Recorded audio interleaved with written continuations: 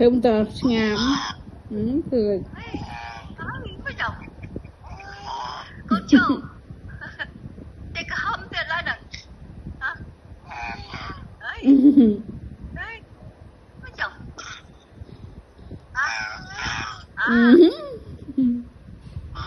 con chủ về là con chủ về đi kêu nó tưởng con chủ nhở tơn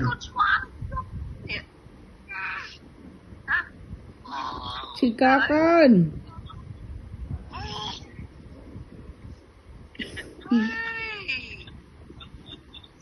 chơi cả hôm mà lại đó á ông quay hình với chơi cả hôm á con chủ con chủ tôi mai anh cho